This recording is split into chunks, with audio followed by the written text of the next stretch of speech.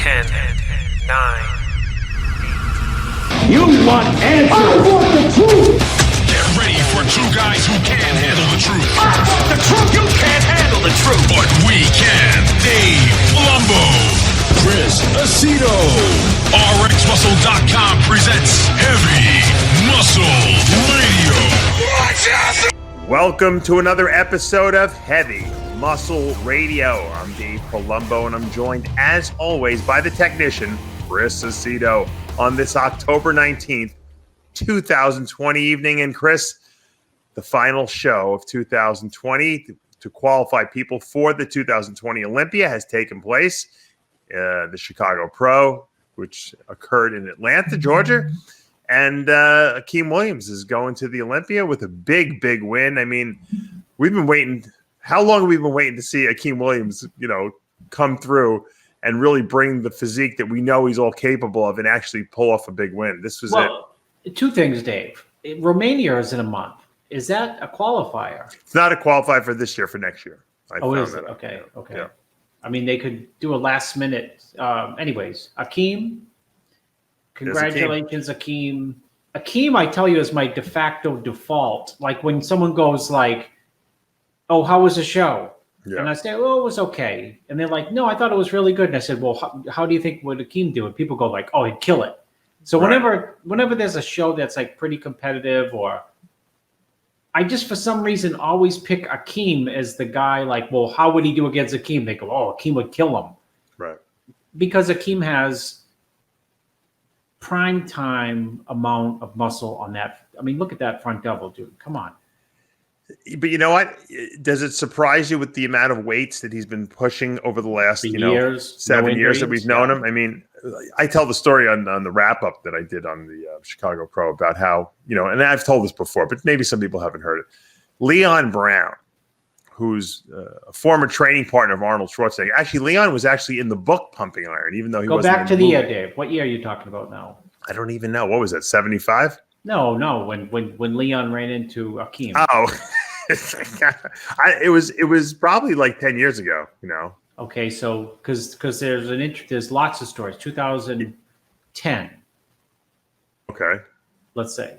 No, just because it had to be about 2010. I would say, yeah, absolutely. I'm saying to give it context that you used to send me pictures of Akeem when he was like, I don't know, 200, right. And he looked crazy then. And you told me you always told me if this guy has the patience, he can go all the way. And you used to tell me the weights, and I'd say, "Come on, Dave, he doesn't do that." And then you saw the Bros versus Pros. So you knew I wasn't kidding, right? I mean, It was crazy, the stuff he was looking at. This, by the way, this is Leon Brown. For those of you who don't know Leon Brown, it's a crappy picture. So go ahead. So Leon Brown calls me up. And Leon Brown doesn't ever call me up. And sometimes when Leon calls me, he's drinking or whatever a little bit. But Leon calls me up, and if anyone knows how Leon speaks, he has like a little bit of a lisp. Dave, he has a very he almost like a Mike Tyson, like, "You got to see this guy. I saw him on the bus." I said, "Wait, slow down, Leon." I didn't even know what he was talking about because I hadn't talked to him in like 2 years. And he said, "It's Leon." I said, "Leon who?" He said, "Hey, it's Leon Brown." I said, "What's going on, Leon?" He goes, "Yeah, I got to see this guy. I'm on the bus." I said, "What with the bus?" I said, "What are you talking about?" "The bus." I said, "Oh, you take the bus, right?" He said, "I ran into this guy on the bus. He's gonna be the next big thing." I said, so I'm thinking, all right, but Leon Brown doesn't call me a lot and doesn't tell me things like this. So I'm like, where can I see it? Of course, Leon doesn't have a cell phone, or he doesn't have it, or the phone doesn't, take pictures or whatever the case may be in 2010. So I said, well, how can I see this guy? He goes, "I want you to help him." He goes, "I know you're going to be able to, you can help him." I said, so he's like, he's doing the Brooklyn Classic on Saturday. I said, "Oh, I was going to the show." I said, "I'll see you down there." So I go to the Brooklyn Classic, and Akeem is first show. I don't know if Leon was helping him or what. I think Leon might have been helping him actually, but I think he prepared for like 2 weeks for the show, something like that. He's in the novice class. He wins the light heavyweight in the overall. And I could see the guy's got, the structure. You can just see a structure, right? That's the old Bob Grushin. I'm like, Leon's right. I said, "Leon, you're right. This guy can go far." I said, if he wants to commit himself, he was working he was a college like guidance counselor or something like that at the time, or something like that. And, you know, he had a real job, and, you know, just bodybuilding was like kind of an amusement for him, kind of like the old Ronnie Coleman story, you know? Yeah. And so we started working together, and you know, I said, look, if you're patient and you're willing to do the work and take the time, you're going to make it to the pros, and you're going to be a very good pro. I said, but it doesn't happen overnight. And, you know, it took him a while to come into his zone. And one of the knocks against Akeem always was that everything was great, right? Except his back, right? There was no back detail. And it didn't matter how hard you dieted. It's like he was lacking muscle there. So I said, Akeem, look, I think you should go. I have a feeling he wasn't training intensely enough or targeting, because he was lifting so heavy that, you know, sometimes you don't target the small details. I said, go train with Oscar Arden. You know, Oscar and I are good friends. We're all friends with Oscar. I said, Oscar will help you. I said, you need someone in the gym. I don't have time to be in the gym with you. I can't go there. Oscar's right in your area. You live in Brooklyn, you know, at the time. That's why they call him the Big Cave East. And I said, go to Oscar. So he started training with Oscar, and Oscar and I would talk and go over stuff on the phone about, you know, and then Oscar eventually started. I said, let Oscar do your prep. And Oscar started doing his prep. And Oscar and I would go back and forth. And I said, Oscar, he just needs more back. He goes, I know, I'm training him, blah. So needless to say, Oscar's been working on the last couple of years and doing a very good job, not only on a physical level, but on an emotional level, because we all know Oscar is a big mental focus thing and believe in yourself and all that stuff. And really, Akeem has just gotten better and better and better. And he's just really a testament that if you don't give up and you got the tool set and you're willing to do the work, you can make it. And I think that this show was his crown glory. I think this was his coming out. Here I am. I got my physique. I got it back now. Now I'm going to be one dangerous guy at the Olympia. You know? Yeah. Well, I mean, he was close. It's funny that you say the Olympia because, you know, he was so close last year. I mean, he didn't place quote that well. I think he was 8th or 9th. Right. But he was top 10. Top great. 10. Yeah. But when he first came out, I mean, he was on fire. Wasn't he? Yeah. So dense, rugged, and hard. Yeah. And I think what happened is he didn't get in the first call out. And, you know, sometimes your physique doesn't fall apart on stage. But he just looked less impressive as the prejudging went on. He faded. He faded. Yeah, he faded. And which was, you know, I would have had him in the first call out at the Olympia last year. Right. I thought he looked tremendous last year. And I think he looks even better here. And, you know, who knows how high he can place in this lineup, you know, with 8 more weeks. All he needs to do is, you know, take what he has here and just, you know, polish it off a little bit. And, I mean, he's extremely dangerous. He's extremely dangerous. He's a guy also that you can't feed him too much at the end because his body just always wants to grow. And when your body wants to grow, that's great for putting muscle on. But it's when you're trying to lean out, it's actually a curse because you have to go really low food because otherwise your body won't let go of that little last bit of fat too. So yeah, I know Oscar works him crazy hard. Probably. I'm sure it's just torture, right? Can you imagine the last month with Oscar? Because we know that Akeem doesn't have the best metabolism, right? It's good until the very, very end, and then he has to work, and then he has to. It's like fighting like Mike Tyson at the end to get that little bit of weight off. Yeah, the last little bit. It sometimes doesn't take a little bit more effort. It takes like monumental effort. Yes, but that's the difference between the winners and the losers, right? I mean, the people who are willing to go into that zone of suffering. I was talking to a female client of mine the other day about this. She's complaining about how she has no energy. I'm like, you're not supposed to have any energy the last 4 weeks. I said, if you have energy and you feel too good, then you're not lean enough. I said, I guarantee it. I said, especially as a woman. I said, when you go into that zone of pain where everything feels terrible, and you know what I'm talking about because you've done it. You're sitting down on a metal chair hurts because you have no fat on your glutes. I mean, sitting on the toilet bowl is uncomfortable. It just you just can't find a comfortable position. The only time you actually feel halfway decent is when you're actually shoveling the small amounts of food you're eating every day into your mouth every 2 to 3 hours. Other than that, you feel terrible, and you just can't wait till the time passes and the show's over But that's the way you're supposed to feel. If you feel too good and you're enjoying it, you're probably not suffering enough, you know. Now, if obviously you're in shape already, there's a different story. Some people get in shape early, they can eat more and they can eat into the show. But a lot of people, they don't have that luxury, and it's a very painful process to lose that last bit of fat that separates the people who are going to be sixth place from second or first place. Yeah. Well, that's at the point where you put coffee in your creamer and you're totally delirious. And you say, it tastes like ice cream, Dave. Does anyone ever say it's probably better than ice cream? I don't know why people eat ice cream when they can just have this non-dairy creamer. That's when you know you're right. You ever try to eat a plain piece of fish after the show's over, like 2 weeks after, and the fish that was so delicious tasting, and you're like, what the? How come it tastes so terrible now? Yeah, because your taste buds are not as sensitive anymore. Exactly, and you've already eaten everything under the sun. Yeah. The same foods just don't do it for you anymore. So Akeem Williams, I mean, really, really delivers here on this show.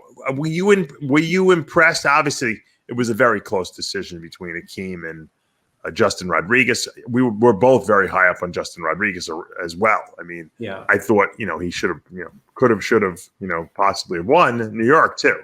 I thought Akeem was slightly possibly behind in prejudging. Well, it's funny. I don't believe that a lot of people make sometimes I think judges judge different between prejudging and finals. That doesn't mean people really look different. Mm-hmm. But I thought Akeem surprisingly wasn't as massive looking as I thought he would look a little bit in prejudging. Then at the night show, 5 hours later, he looked like a truck. In certain poses, he just looked blasting beyond blasting. Right. And I think, what people don't realize, and some people do realize, is when you have that amount of muscle, that much, if you're a little flat and you start to flatten out, before prejudging, it shows up. Yeah. You know what I mean? And if you're full, it shows up. A big physique, a huge physique, you can see the difference a lot between oh, my water was too low, or my water was too high, or my salt was too low. I mean, small things make a big difference on a big body like that. And whatever happened after prejudging, whether it, he tried to tighten up more or tried to fill out, something happened where he probably had a cheeseburger. That's all. I thought at the night show, he looked like he had 4 cheeseburgers and he went right to muscle fullness. Yeah. If you look at the scorecard, Chris, I put them up here. You can see that you were absolutely right because Akeem lost. He was second after prejudging.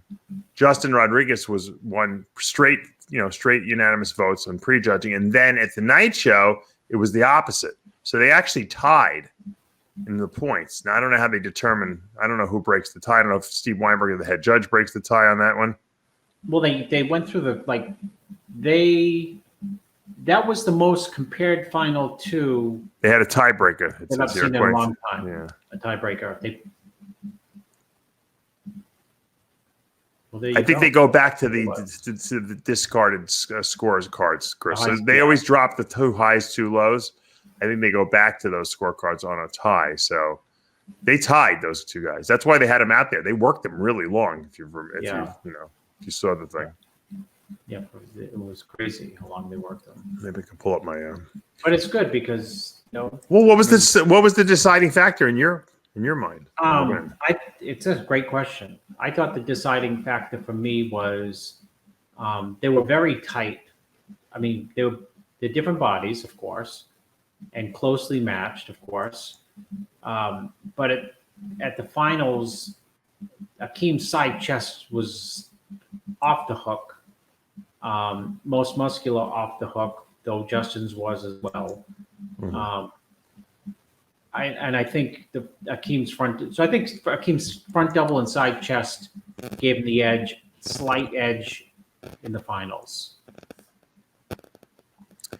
He's got a lot of wow too. He's got a lot of wow, and he came across probably at the night show as having his density was because he was full. It was he could play that up more, whereas Justin did not change 1 iota, which is not a negative, from prejudging to the finals, and he was perfectly polished beyond polished in prejudging and finals. So sometimes, Dave, if it's close in your mind, I don't know how close it was, even though Justin was ahead in prejudging, and it might have been he was ahead, but he was in judges' minds. Wow, it's really, really close. If someone brings something different at night, and Justin didn't bring anything different at night, because there was nothing that he could improve upon. Right. But I felt that Akeem could have been fuller in prejudging. I felt he was fuller at night, and that gave him that more, crazy, wacky, dense look at night, which obviously or probably gave him a slight. Well, did it even give him an edge? It gave him like an edge, tiniest of tiny. Let's look at this right here. I think this is this prejudging a night show? This might be a night show. That's a night show. Right there, I don't think there's any difference standing from the front. None. And back. Akeem's really good from that on that side shot, that side leg. Yeah. So Akeem looks really dense there. That's hard to look at that leg from the side. Yeah. Who wins at the Olympia with this leg look? I mean, which is a better Olympia look, do you think? I think the Olympia is about conditioning, so probably Justin. Justin could You think that's more wow, even though Akeem seems to have more mass, yeah, you have to see them both. They both can do really well at the Olympia. I think so. That's what I was going to say. I think both of them are going to do very well. Really well at the Olympia. I don't think this is like. I think either one of them could crash into the first call out and be moved over. Am I imagining it? And I want you to tell me if I am. But I feel that Justin is wider on stage. And I think that Akeem is actually a little narrow, but his waist is so small for a big guy that alone he's got an unbelievable taper. But when you see him in the lineup, he doesn't look quite as wide as these other guys. Dave, that observation is spot on for as wacky, thick, and rugged and huge as Akeem is. Always, I'm surprised in the lineup. Like, God, he's not as big as I thought. Right. It's just a bone structure width thing, right? But or when he gets into like a front double, and he gets going, you don't notice it. But standing and a lot of prejudging, especially when they're close, when shows are close, a lot of prejudging is just about standing. Without a doubt, Justin is wider. Yeah. Without a doubt. He doesn't have as much muscle. No. But he's wider, which is huge. I mean, Dennis Wolf didn't build a career. He had all the bells and whistles, but Dennis Wolf was one of the widest guys up there and could negate tons of mass outside of just a few bodybuilders who he couldn't beat. You're right. You're 100% right. That's exactly. He outwowed. I mean, look. Do you remember when he almost beat Jay that one time? I mean, people were saying that he got Jay beat on these because there were a couple poses that he's the only guy who was actually as wide as Jay was. He beat Roden in Spain, and he did not. I don't think he really deserved to beat him outside of the fact that they stood them there trying to make it. His width helped him in a show. Beat Roden where he clearly didn't win as many poses as Roden. I don't even think his condition was good. Mm-hmm. And I left prejudging thinking, they stood them so long, like between poses. European judges, like here they might say front double, side chest. Because they got to do 16 call-outs, Yeah. In Europe, they did like, okay, front double, relax, and they make them stand. Front lat spread, relax, make them stand. Side chest. And then sometimes they make them stand again in the front. So width is important. So, Justin is wider and, he's got a good taper from the delts down to the, hips. Speaking of width, Maxx Charles, who finishes third here, very impressive. I know Milos is gloating because he's been hitting. There's no doubt in my mind that Max hit all these shows because Milos probably had him do another show, right? You got to go on the tour. You have to hit the show. You do your Milos. Compete. So Ramy didn't do many shows, but I did 83 in 4 years, and so you just get better at any time, Max. But you know what? He got Max to the Olympia because of that, because Max had a lot of points. And this year was unique in the sense that you needed a lot of points to get to that Olympia. Yeah. And we're going to talk about Ramy not making it on points, but Maxx Charles had a ton of points. Justin Rodriguez had a ton of points, but these guys were getting in there and they were competing, and there wasn't that many shows to do this year. And they found the shows and they wound up, sending themselves to the Olympia because of that. Regan Grimes too. Yeah. So, I thought that I thought Max ran up against guys, obviously, with, better back doubles, better back lat spreads. Well, I mean, more just Yeah. two better competitors today. But, this always the issue for Max, which he's improving on, is Legs. legs and back detail, like legs and back detail. Legs look good here, though. I got to tell you, the best they've seen him. Yeah, I thought from the front he looked. The insulin must be working. No, I'm just kidding. I don't know what he's doing. But the meatless insulin routine. No, but he definitely has made improvements. He has a lot of detail. He's showing Max's problem was his lack of consistency with his conditioning. And now that he's got it, I think you can see his gifts. I mean, from the front, he's pretty and the sides, he's pretty dangerous, Yeah. And like you said, the back was always like something that just wasn't a dominant area for him. But at least he's bringing really good conditioning to the stage. Yeah, no, he's brought superb condition at different shows over his career. I just think he's more. He's getting more consistent. More consistent, and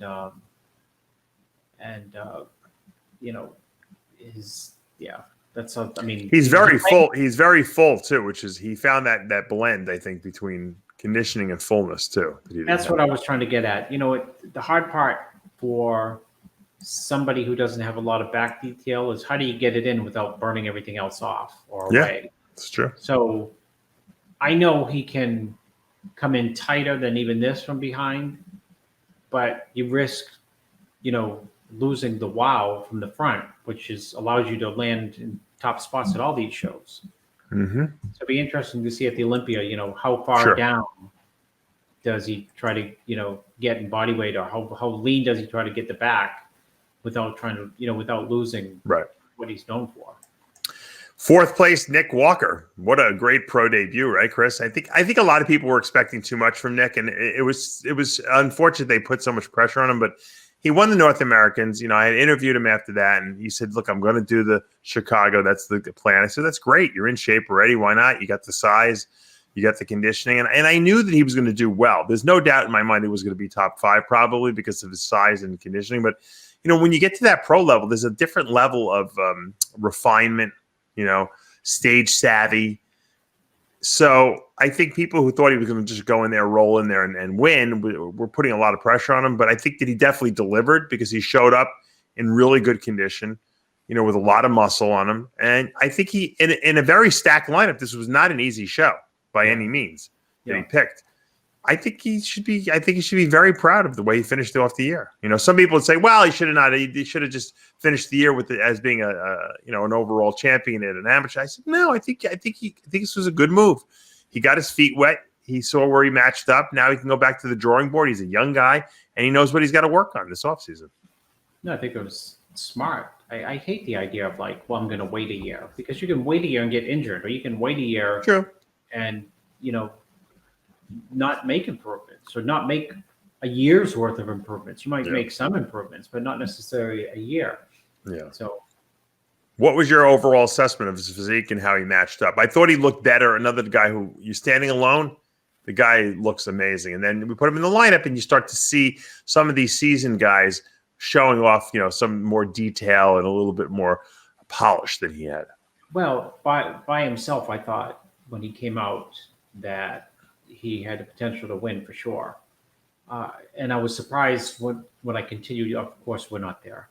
But when I watched, on the video, I was surprised that he was less impressive with everyone, than without him. I mean, like in the first call out, I think he might have been next to Ann. It was like looking at Ann win and thinking, wow, Ann's as round and dense as he is. I think Ann wasn't as lean as him. Right. But, let alone not talking about Justin and Akeem. So I thought he looked phenomenal. I thought it was a phenomenal first pro show. I thought he looked like crazy in the shots by himself. It's just that when he was compared to other people, that's why I always say the sport's about comparisons. Who you're standing next to. Lee Priest will probably blow a gasket, but if, you see Lee Priest come out by himself a lot of times, right? And you think, holy smokes, crazy. And look at Nick here. You can see next to other people, and yeah, the front lat spread's one of his weaker poses. Yeah, but you just see these other guys, just making him look, not as dominant. But he's got more mass than these guys. Maybe with maybe Akeem's a little bigger, but in some ways, yeah. But he's holding his own. I mean, this is great. This is his first pro show. I mean, come on, right? It's phenomenal. I think he holds his hands too high on the lat spread. I think that's really the problem there. So, where do you see him in the future? Is this a guy competing for the Mr. Olympia, or is he a guy that is just going to be a top Olympian? I think a top, it's a great question. No, I don't see him as Mr. Olympia. Okay. I think Mr. Olympia, it's weird. It's ironically, you need tons of size, but it's never about size only, even though I think there'll always be someone, with more unique tie-ins. That's also what's going to hurt him. And he doesn't have bad shape. I just think that, we always talk about people who are big, and this guy's going to be Mr. Olympia, and that guy's going to be Mr. Olympia. And then you got Roden, who's not really that big, and Phil, who's, probably put him on the scale. He's not that big, but under the lights, and because of the way everything's put together and shaped and flow and detail and maturity, it's a different type of physique that wins the Mr. Olympia and gets second perennially in the Mr. Olympia, usually. For as massive as Ronnie was, he still had wacky tie-ins, right? Oh, yeah. So, tie-ins count at that level. Who's better? Dexter's got a whole career built on tie-ins. He's not the biggest, but everything is tied so, one, uniquely, and two, so tightly that no matter who's he against, Nick Walker's bigger than him. Compare Nick Walker to Mike Francois. They're both white, big, and dense, but Mike would blow him. You think Mike's better at this point? Yes. He's only in his early. This guy's in his 20s, so he's still improving. So we haven't seen the full potential of him yet. But I don't think we've seen. Yeah, he's got he's got a lot of room to improve. Meaning, based on his age, how long he's been training. Here's a guy who can show up at New York Pro next year and certainly win that show. True. Which would probably be a good move for him. There's shows that he can win that are big shows. Yeah. It's just that right now and next year against like a Bonac, forget it. You know what I mean? Like the density. Yeah, but the density, the refinement that these guys have is too much for him. Let's talk about. Sorry, Nick, you won a pro show 31 days ago, and now no, he can't win the Olympia. Yeah, I think he's unlimited right now. It's just a matter of I think it was great that he matched up with these guys right off the bat. He could put on 20 pounds in 1 year, and it's not about whatever I just said about tie-ins and all that. It doesn't matter because if you have tons and tons of muscle, right. It really don't matter. Yeah. I think it would be a mistake for him to try to add too much more mass. He's got a lot on his physique now. I think his waist is still good, his waistline. Just refine. I know, Dave. I know, Dave, but that's the dumbest thing to say to a bodybuilder, right? I know. Everyone wants to be bigger. Everyone wants to be huge tomorrow, right? It's like I heard Dave Palumbo said to refine. Yeah, right. I'm just going to add 30 pounds until I'm going to go. Yeah. Right? Didn't we say Dorian? Right? Didn't Dorian say was it Dorian thought he chased the size? Yeah, he said. But I think with the training, maybe too much. I think he should. He said he should have. I think at one point he should have said, "All right, I got enough. Now let's just let's go into more of a refinement mode as opposed to like trying to get bigger, type of thing." But that's the nature of the beast. That's what's so fun about bodybuilding. It's constantly trying to get bigger and make more improvements. Ronnie could have stayed the way he looked at 99 and probably won the Olympia just as many times. Yeah. All right, let's take a look at Eddie Bracamontes, who I think was the dark horse. As a matter of fact, he was such a dark horse. I missed him when I did my preview, and I felt terrible about it because I know Eddie obviously just because you work with him and just because I really respect the way he looks, and I know he's got a great physique. And so I was like, oh, I forgot to put him in the preview. I know he's going to be top 5, and then I saw him, how good he looked. I'm like, holy mackerel. So I gave him a little shout out in the wrap up. But I think that, you could make a case for Eddie winning the show if you really wanted to. I mean, the two guys who were up there were great. I think, as a matter of fact, the top 5 were all very evenly matched. Yeah, I mean, I think. Any comments on that? Yeah, I think. I think I lost. No, I'm here. Oh, okay. Yeah, sorry. I'm here. I thought Eddie looked outstanding. If you watched the show, he wasn't even in the first call out, and at the end of prejudgment, there was only 4. Right. Which was the top 3 plus Eddie. So that would have, after prejudging, that looked like the top 4. Yeah. So besides you missing him, the judges missed him in the first call out, Dave. So you missed him. So maybe they're listening to the show, or they didn't really. Well, but I'm glad that, and that's we talk about Steve Weinberger being such a good head judge. When he's there, it seems like the decisions are always the right decisions. You ever notice that? Like they always seem to get it right. Like even if the first call out's not right, it doesn't matter. It's about where the final call out winds up. And so some guys will work their way up. Some judges don't ever give the guys that they missed a chance to work their way up, right? They just kind of, that's it. All right, I missed them. Too bad, Next show. But I thought he looked tremendous, and I thought he, I would have, I don't think anyone would have complained had he gotten 3rd. Yeah. Because I think that he compares extremely well with Maxx on the front lat spread, side chest. I think he beats Maxx on the back shots for sure. More detail, more size.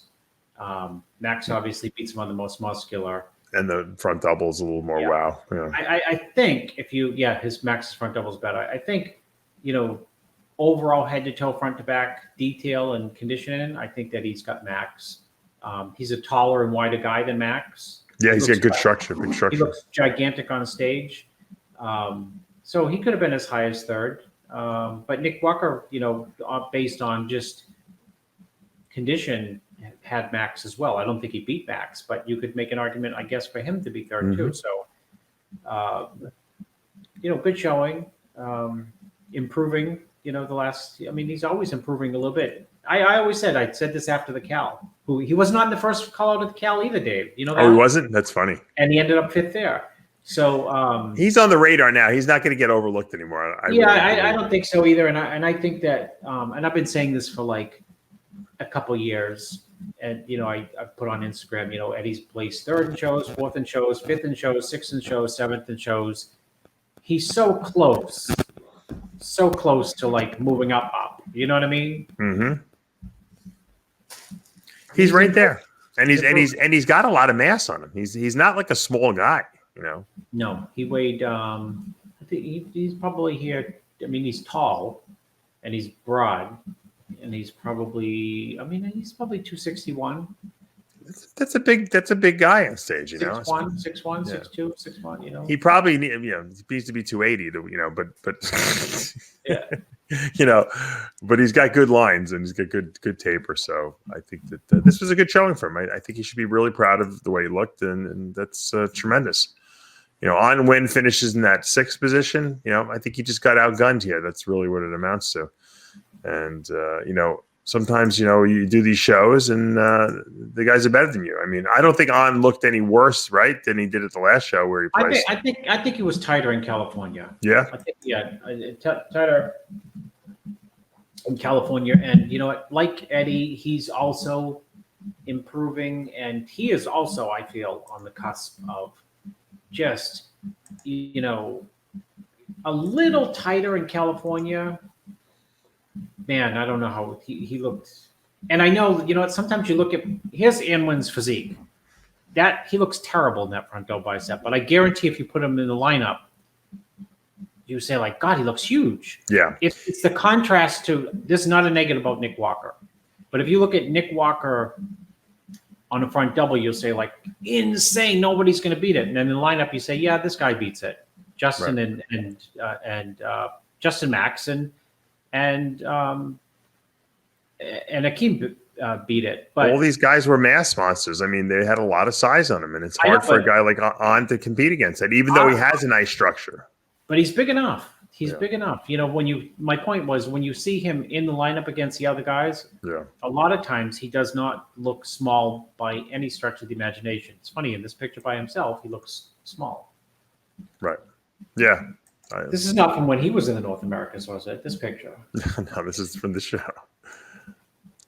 Let's switch gears because we're burning through time because we're doing such an in-depth analysis. I'm sure people are going to love this. But the 212 division was really competitive at this show, and I'm glad they held it on a separate day, so it kind of had its own wow in and of itself. I mean, we all wanted to see.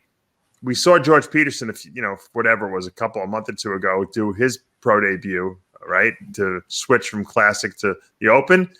He wins in New York. He gets the qualification for the Olympia. Now we're waiting to see the other classic physique superstar, Keon Pearson, see how he switches and how he does from switching in classic and going into 212. And pro debut, he wins it, Chris. And give me your initial gut, okay, when you first saw the pictures and how he looked on stage. And then give me a critique on what he can do to be better for the Olympia. I mean, he looks crazy in that front double. Yeah. So, he looked like he just swallowed like another competitor compared to when he was a classic guy. I mean, it's a great front double. He's got a great taper. He's got showy body parts that judges and the audience love. Delts, arms, small waist. When I was talking about Nick Walker, about, in my mind, I think like the Olympia is more than just size. This is like a physique that's an Olympian guy, with a crazy V taper. Crazy V tapers, when you watch a bodybuilding show and someone's got a lot of muscle and a crazy V taper, you sit up on the edge of your seat and say, wow, this guy's great. And that's, that's why they posted this picture everywhere. I'm sure. Yeah, and he's dangerous alone for sure. But he's dangerous in that lineup because he does show off everyone else's. He makes them look bad in a sense. But I mean, if you look at the back shot, this was not the best conditioned Keon Pearson that we can see on that stage. He was good, but he wasn't great, and he still won pretty easily. So my question is, if he can take this and dial it in a few notches tighter, which is what he's going to need to do on the Olympia stage, because he's not going to beat a Kamal Gardner looking like this, obviously from behind. Is he a guy who could win the Olympia, or is he not there yet? I don't think he's there yet. I think he's. I think it's a challenge to be there yet. When you're, how old is he? 23, 24. I think he's a little older than that, but yeah, he's still young. George Peterson's back makes you sit on the edge of your seat. Yeah. And just because there's so much mass there and so much condition. So, that's what he's going to be up against at the Olympia. Someone like George. And he's going to do really well at the Olympia. Everyone's going to love the way he looks, his shape, his flow. It's at that level, muscle maturity comes into play a lot. Sure. And you need, muscle maturity, whether you know what it looks like or not, it as a competitor when you get to the Olympia and you're really, really good bodybuilder and you see someone who's really seasoned. They've been training a lot of years. Right. You might think like, I'm bigger than him, but they get more just years training under their belt. Mm-hmm. So I think he's going to be a factor this year at the Olympia. It goes to, we'll see what type of factor. Sure. Austin Carr. We talked about him on the show because we said, I was telling you last week that, my Justin Miller works with him. I interviewed him on the show. Yeah. Nice guy, great story. His dad was a bodybuilder.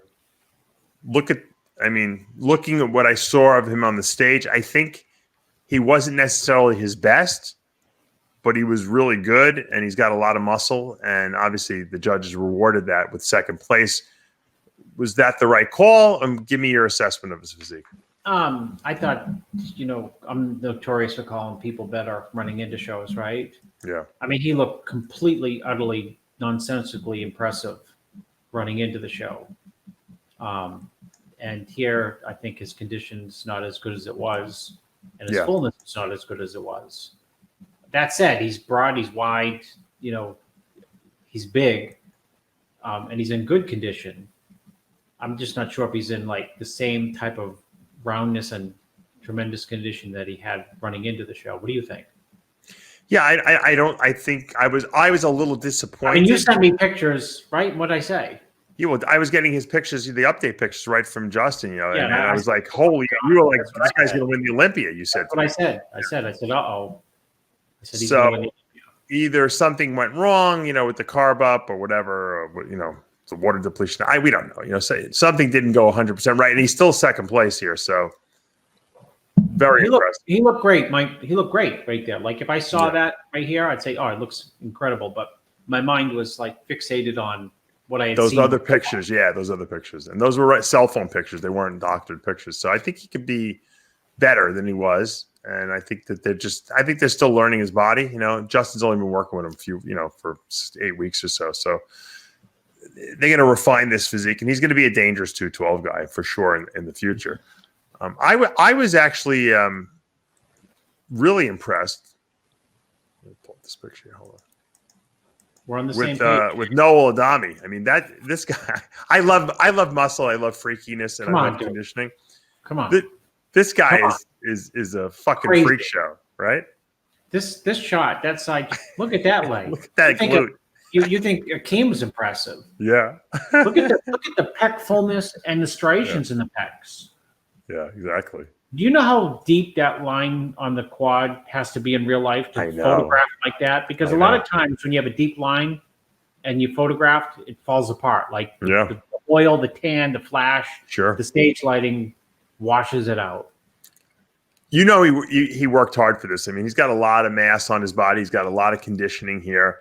This is the way. This should be the prototype. They should put this up as in shape. When you want to see someone in shape, this is in shape. For if every competitor looked this grainy hard, it would be a very, very fun show to judge, right?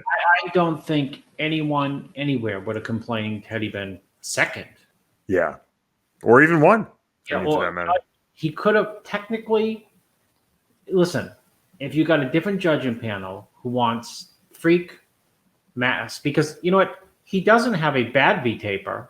No, Keon just has a tremendous V taper. Yeah, it's just contrast there. But if you want to talk about muscle maturity, density, and hardness, and someone who does not look like he even weighs 212, no, not at all. Another panel may say this guy's first straight across the board. I mean, do you have any other pictures of him? His glutes from behind, his pecs, the most muscular. Yeah, he's very impressive. I'll pull up another one if you want. I just love to see the people when they're peaked out in the best shape of their life. I mean, I want to know how he got past Trump's wall that Trump never did. He's Mexican, right? Yeah. Yes. Yeah. I don't know. Maybe he went under the wall, right? Isn't that how they do it? Yeah. He's got the crazy glutes too. Yeah, I'll pull the glute picture up. And most muscular. Get the glute. Put the glute shots up.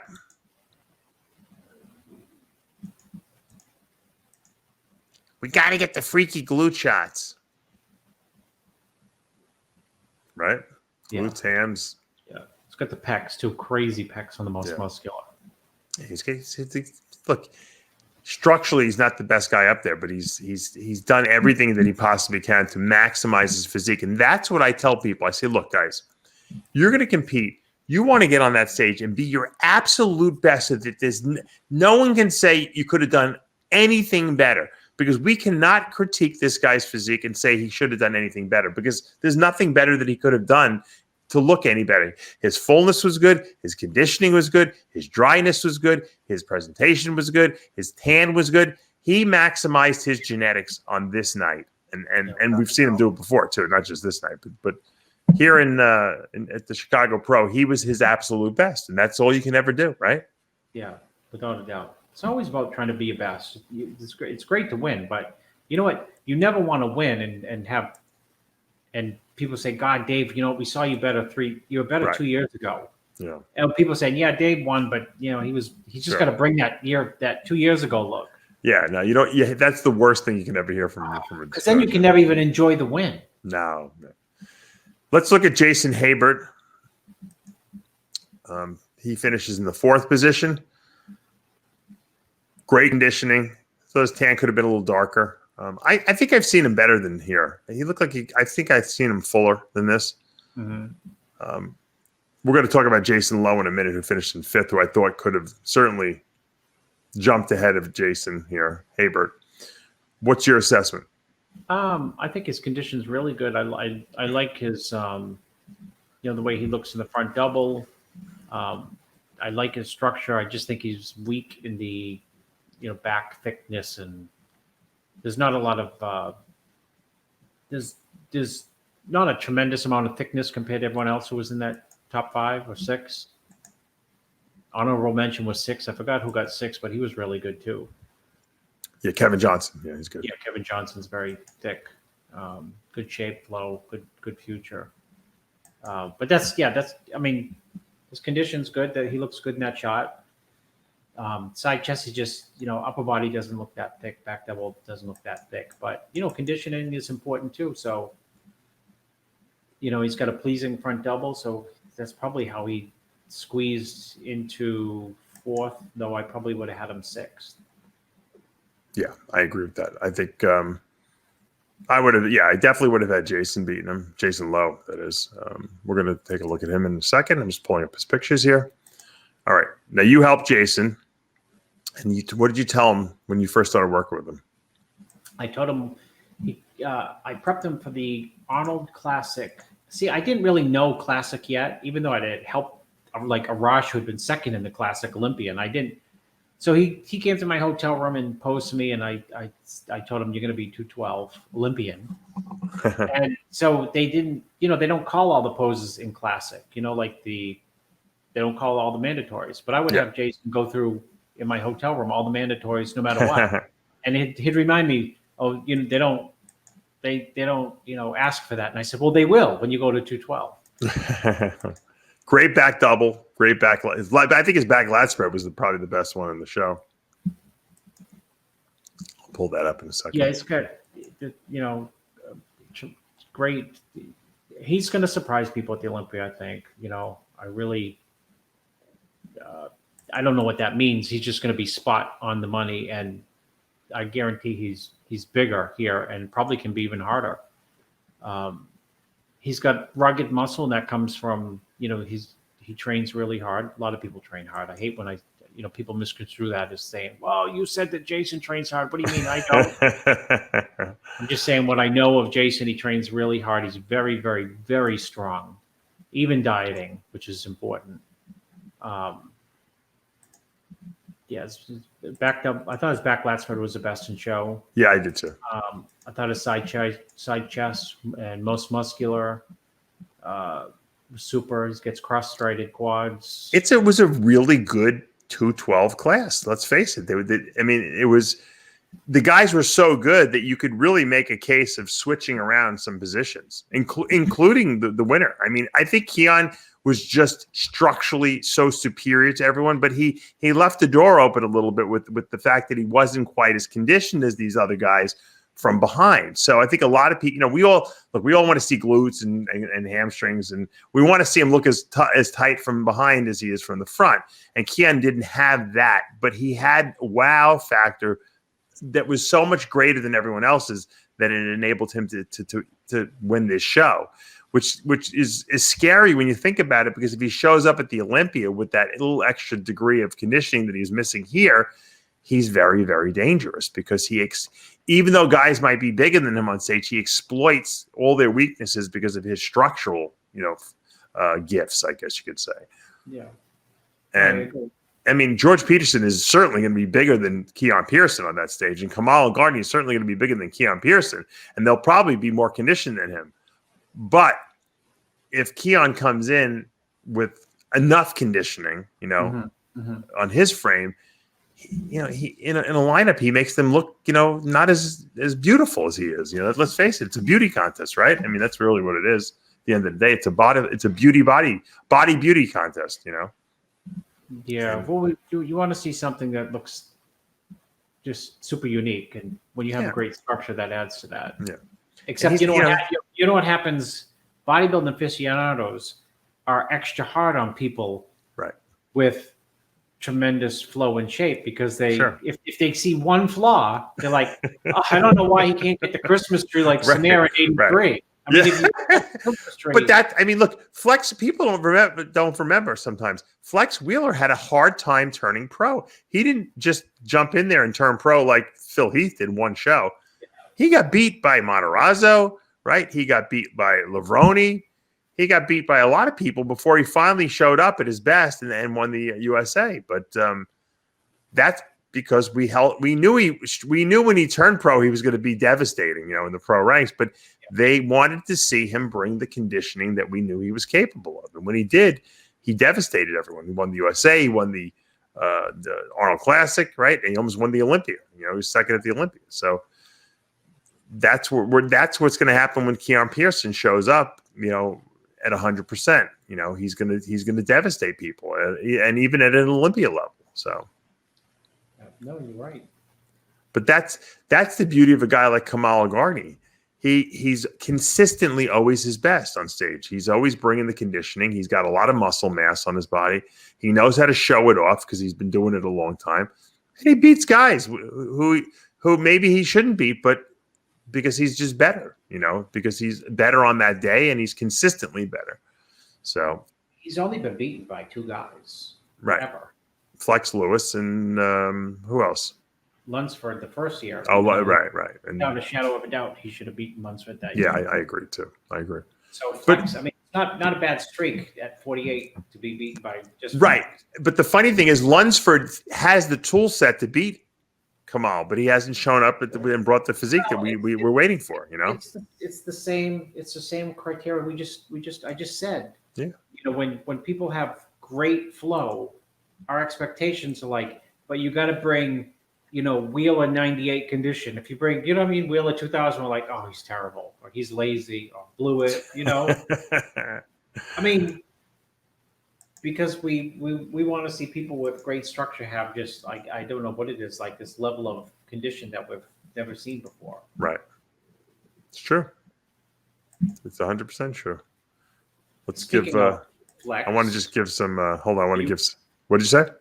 Speaking of Flex, because Kamal has only been beaten by Flex technically. Yeah, we're going to talk about that. So let me just put up the picture because you did mention Kevin Johnson. I want to just show him off. Yeah.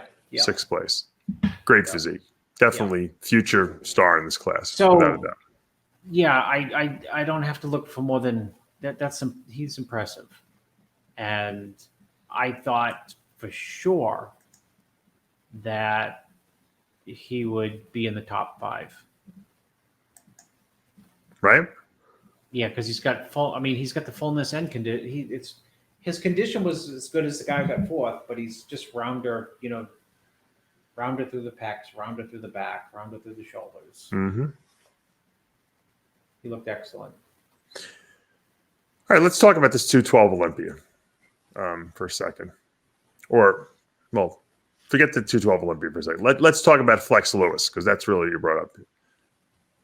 The big announcement this past week, he's pulling out of the Olympia, and he was obviously doing the Open Olympia this year. He'd taken 2 years to get ready. This was his 2nd year. He was ready to go in and in his mind, win it. And I don't doubt that he might have shown up and won it. And to hear that announcement on his Instagram I felt bad for him. I saw the pain in his face, and he obviously is suffering with an injury. From my inside source, I'm like you, Chris. I have all my little spies that offer me up information that I'm not even asking for. It's not like I go out there and say I got to get information. Yeah. And from what I hear, it's not a health problem. Some people were speculating, he's got a bad health. No, he's got a real injury. I know what it is, but I'm not going to say what it is because I don't want to give it away. He's obviously wants to announce it himself, but it's a definite in the gym training injury. Yeah. And well, let me ask you this. Maybe I can narrow it down. Yeah. Is it a chronic, something that became like just happened in the gym one day, or was it just developing chronically over time? I think from what I understand, at least, and I think he legitimately injured himself in the gym, and that he tried to train through it, and it wasn't working. And I think they had to have a sit down with him, his coach and his wife and the doctor, and they said, look, you're just not going to be your best here. You can't do it. I don't think he would have quit otherwise. I don't think he would have stopped. I don't think that's. Man, the Welsh Dragon never quit. You could see it in his face. He's very, very upset. And of course, I mean, he poured his whole life into this. This was his dream to win the Mr. Olympia, the Open. He's won the 212 7 times already, but to be on that stage on the Open would have been a dream come true for him. So he didn't pull out light. Look, he was going there to win, Chris. He's not going to show up at less than his best and then have to make excuses after. So I think that's why he pulled out probably. I don't know if he requires surgery on this injury or not. That's what we got to find out. Maybe that's what he's waiting to find out before he really announces what's going on. But he will not be in the Olympia. That is a certainty. And we're gonna the fan as fans of the sport, we're gonna miss that, right? And we wanted to see that wow up there. We want to see he adds a level of excitement and energy to that stage when he poses up there. I couldn't wait to see him step over the line and wipe all the oil off that he does. And yeah, exactly. He may step on the line more than Phil. You're right. But it works for him. So no Flex Lewis. Let's see who qualified. I think we have hold on. I heard that Flex is going to sell his qualification to Ramy. Big Ramy. Yeah, that's what we're going to talk about next. But here's the points standings as of now. Pretty sure Max, Justin Rodriguez, and Regan Grimes are the top 3 point getters. So in the open class, they'll be going to the Olympia. Ramy is out. That means on points. So Ramy's didn't have enough points. I was a little. I gotta say I was a little harsh on Ramy when I did my wrap up of the Chicago Pro, and the reason I was is because I people are now going to demanding the fans want to see a special invite. And I just don't think that the IFBB should give. And it doesn't matter what I think; they're going to make their own decision. I don't think they should give him an invite. It's not fair. It's not fair. He's using the COVID, the supposed positive COVID test as his excuse. Well, I couldn't compete. I had COVID.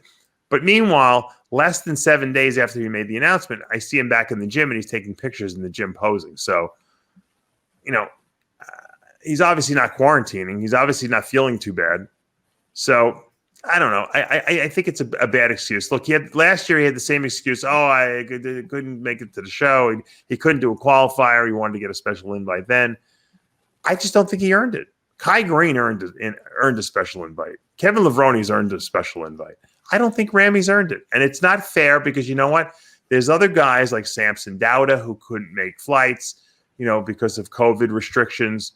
There's other guys who couldn't, show up at contests to qualify for the Olympia because of COVID restrictions in their countries.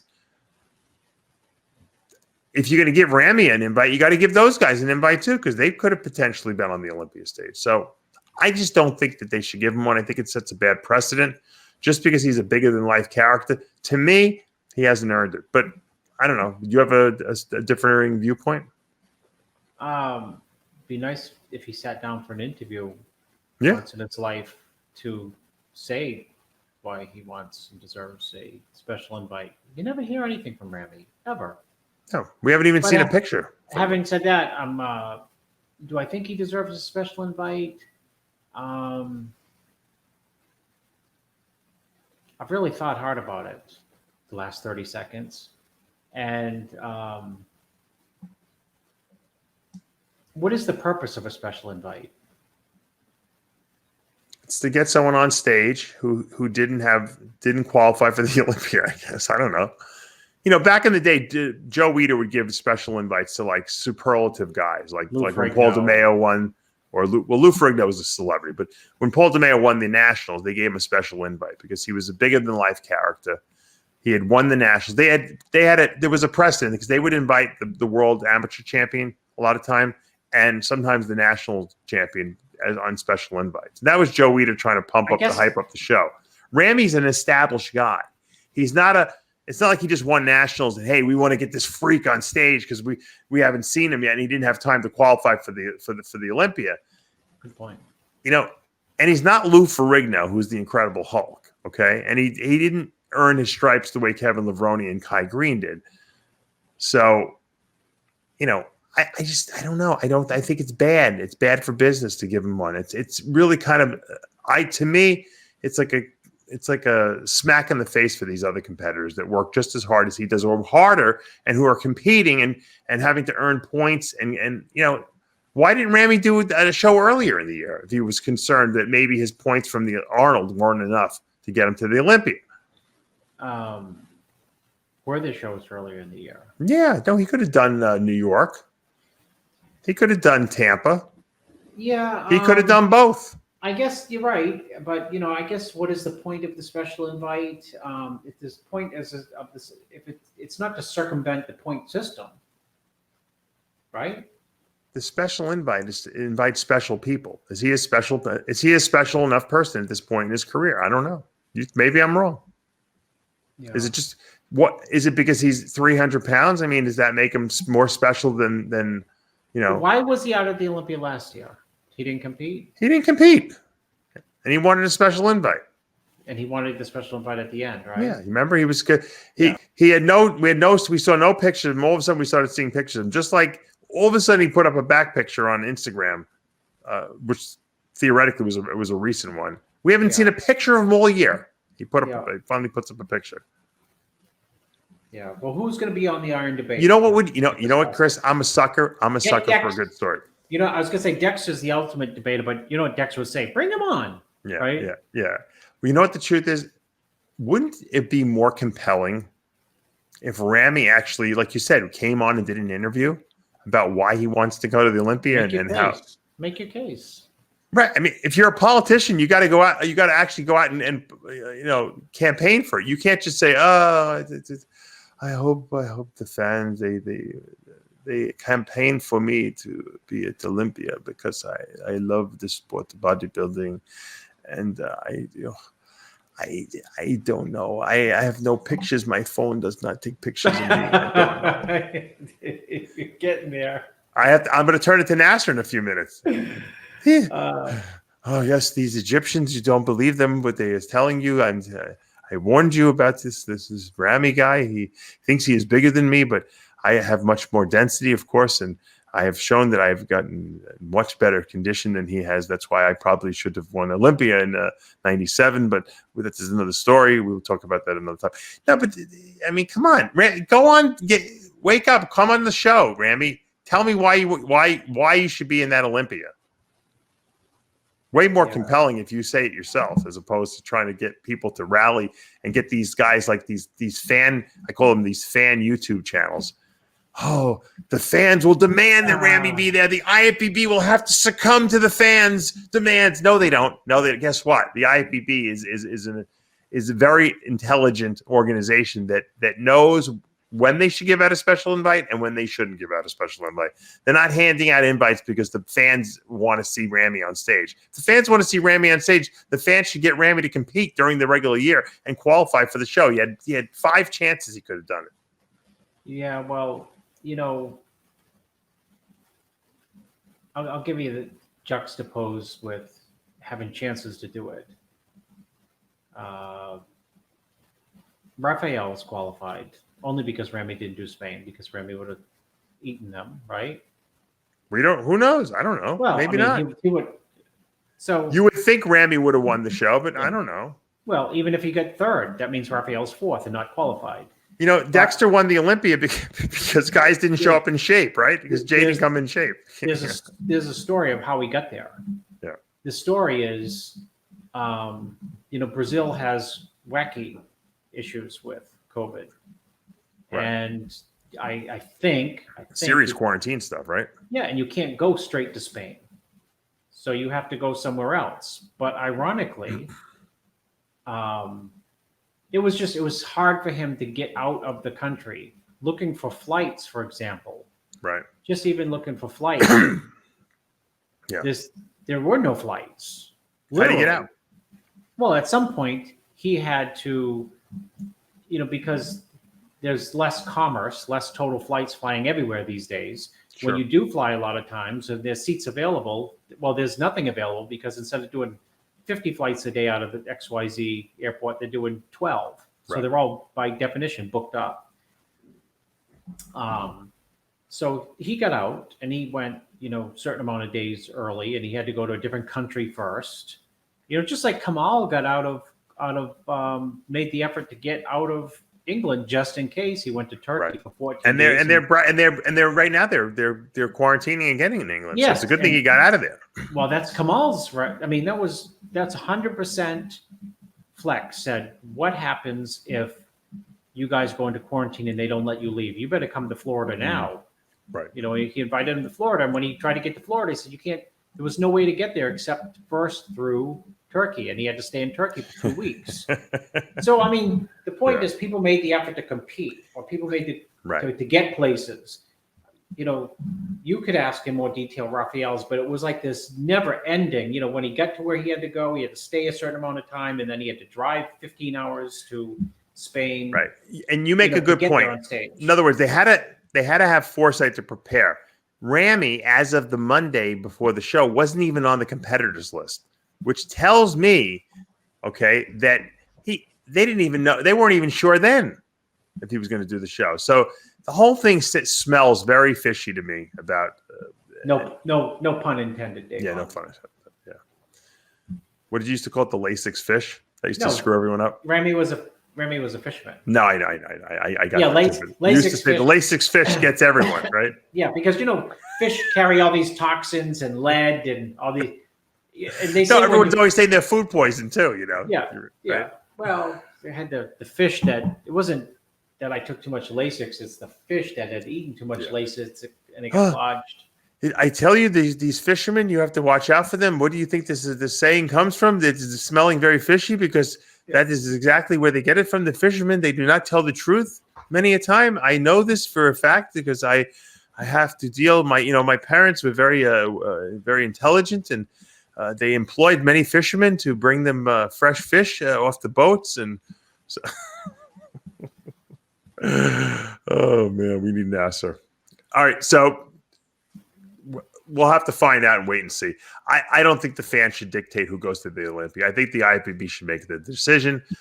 I don't think we need Ramy there if he's not going to be willing to take the time to try to qualify or even go online and even give us an explanation of what's going on rather than say, this is what they got. This is what I get. I get a picture with this thing up his nose. That's what I get on Instagram from him. That doesn't convince me. I'm sorry. I like Ramy a lot too, but it doesn't convince me. All right, let's we're running out of time here, so let's wrap up the rest of this show. I want to just bring up the classic physique guy. He was really good. I don't know if you did you look at the classic division? Yeah, he's extremely impressive. Tiny waist, flowing thighs, condition. Brian Jones, delts. That looks. It's like go ahead, say it. I was going to say your buddy Sean Ray's assessment of him during the live stream. Did you hear that? Well, Kai, listen. He was critiquing his hair and his poses and stuff like that. Meanwhile, the guy won the show. Call him Maxx Charles, Akim Williams, Maxx Charles. So, what didn't Flex like? I mean, see, now I'm calling Sean Flex. What didn't Sean like about?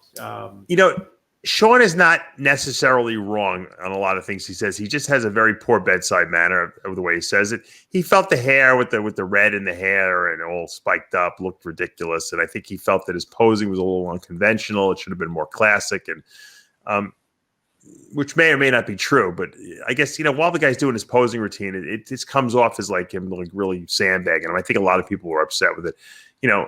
Once again, I think it's just Sean's bedside manner, the way he does it. But I mean, the guy has an amazing physique. It's yet another guy added to the mix of the classic physique Olympia that's going to make the thing super exciting. Yeah, this shot right here is Like, he has some other wacky shots too. I'm shocked you're not working with him. It seems like totally a guy up your alley, like that who would contact you to work with him. blast into the open by next year. This guy is loaded to the hilt with potential. Right? You know what he reminds me of? Go ahead. I wrote it down. See if you can guess it, because we always play these games. Who does he remind me? He reminds me of a young. Go ahead. But to me, he looks like a John Brown. But Oh, well, that's a good guess too. But I had a young Kai Green. oh yeah, absolutely. Yeah, I didn't even think that. You're right. You didn't nail that one. I didn't. It's You like got a match game show when I do this. Who was your favorite guy on Match Game? The guy could get everything. Yeah. What was his name? The guy who wound up on Family Feud, wasn't he on there? Richard Dawson. Yeah, Richard Dawson was good on there. Unless they wore an earpiece, and then they just gave him the answers. Teresa Ivanchik wins women's bodybuilding. Really good. I'm glad to finally see a really good women bodybuilder, aren't you? Yeah, she looks good. She's great. She's going to the Olympia. It's a great look. Yeah. But I don't see that much I don't see that much of a difference between bodybuilding and physique these days. But I like her physique. I'm glad that we're going to see some nice talent on that Olympia stage. And you know what? Let me pull this other picture up I wanted to show you. You're going to like this one too.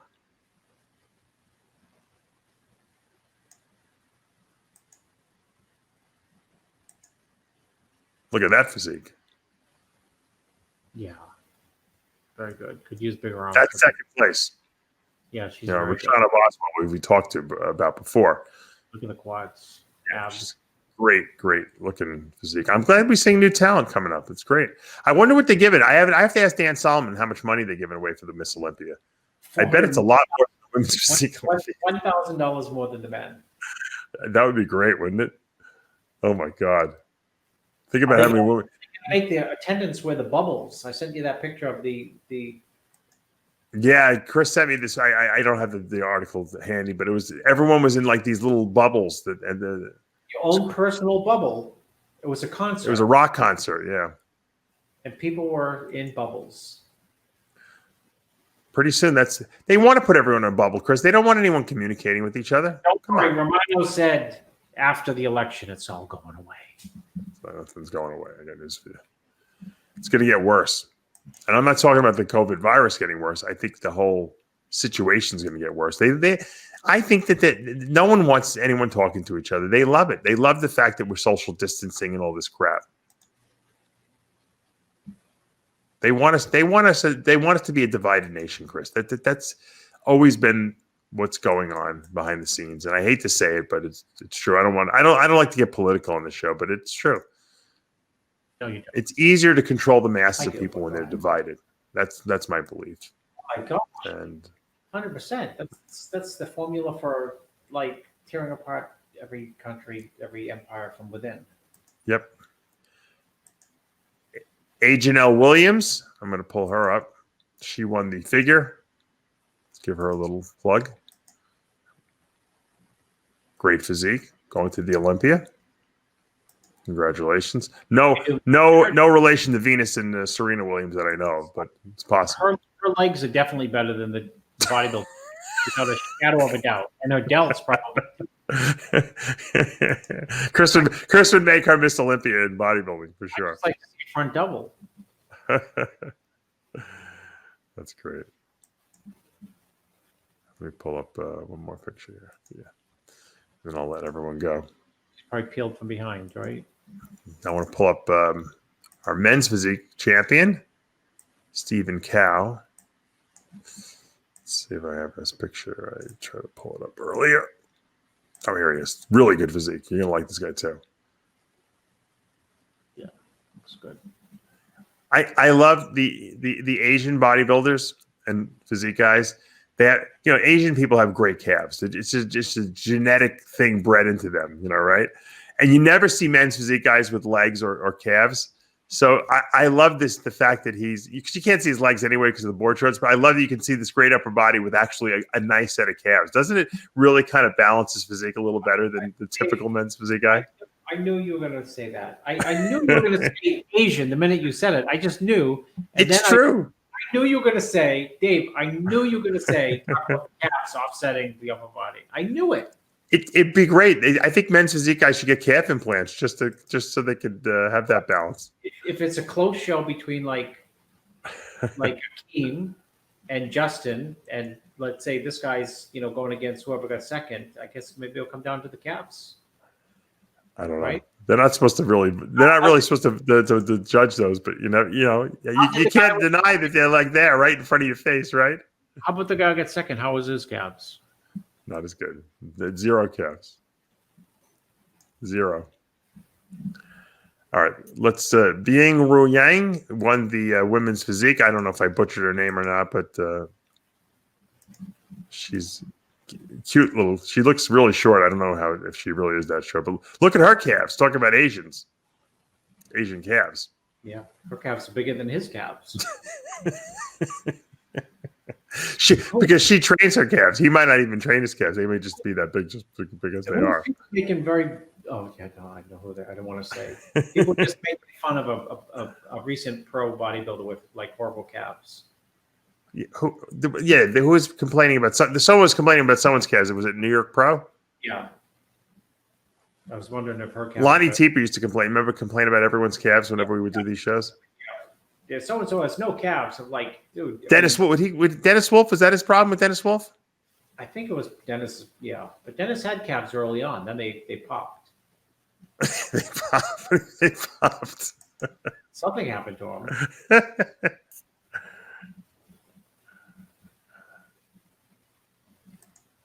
All right. Well, I don't want to leave anyone out, so I'm going to do one more. Eureka Turgal won the women's fitness. Obviously, fitness is judged, on 2/3 on routine. So, but she has a great physique too. So let's give her a little plug there. And she's going to the Olympia. I'm interested to see a lot of new talent in the Olympia, in the fitness division, Chris. I want to see who's going to really maybe step up as the next big thing. But we have, at least on paper, our good friend Adela Garcia is making a comeback this year. And of course, Oksana Grishina is going to be back this year as well. I don't know how Dan Solomon pulled that off, but it was pretty terrific that we're going to see those two in the lineup. And then we're going to see, of course, Whitney Jones, who's the reigning champion, and we're going to see all these new people that are qualified. So Dan had Shaq give them a call. Yeah, maybe that's what it was. I actually enjoy watching the fitness routines better than anything else in the entire show to me. And they always run those first, and I always get to the Olympia. Whenever I'm at the Olympia, I always get there late, and I'm always missing the most fun part of the fitness routine. Why they put them on first? It's like they want to get them out of the way. That's the most entertaining thing that's going on the whole evening. So they should put those in the middle somewhere. Really, that's what they should do. Showcase those things. When Species is the head sponsor, you can dictate. Yeah.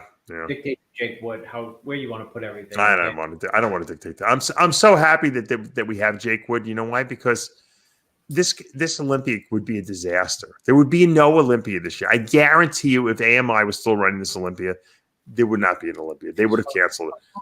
Postponed. Quote, postponed. No, they wouldn't have postponed. They would have just said, we're not going to have it this year. That's all.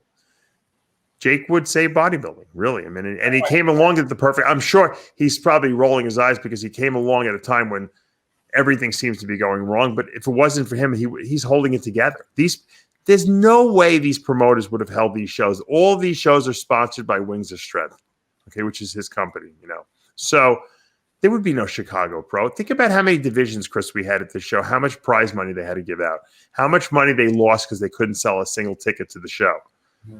It's a huge loss. He held it together. He saved bodybuilding. If it wasn't for him this year, and we might even have some problems from part of next year. The sport wouldn't have made it. It would have just closed down for a couple of years. And once you close something down, it's hard to start it up again. You know that. Oh God, it's impossible. So the fact that it's business as usual, and we're going to see an Olympia come December, that is a huge, huge thing. And you know what? We should all be saying thank you, sir, at the end of the day and praying to him because he really did. He answered the prayers of a lot of us bodybuilders who don't want to see our sport die and continue into the next, millennium. It's I hope things change after the new year. I'm listening to Romano after November 3rd. Yeah, he says after the election it'll all change. I don't quite believe that, but you never know. Anyway, guys, in the comments below, if you think Ramy should get an invite, let us know. We're going to be doing an iron debate, trying to put together a panel of guys this week, and we'll debate that along with some other stuff. And a lot of excitement going to be happening over these next couple of months now leading up to the Olympia. I'm sure there'll be plenty of drama. Hopefully we won't have any more guys dropping out of the show because we really don't want to see that. I don't want to see any more negative stuff happening. I want to see only positive things going on at this point. Phil Heath's been very quiet. You would think that we would have heard something from him, but he's got his game face on, I guess. It's a bad sign for everyone else. Yeah. Him being quiet is usually not good for everyone else. Usually when other guys are quiet, it's bad news. But for Phil, when he's quiet, it means he's focused. So, All right. It's that time again. Let's wrap this up until next week. Remember, with Heavy Muscle Radio, Truth hurts. good night, everyone. We'll see you next week.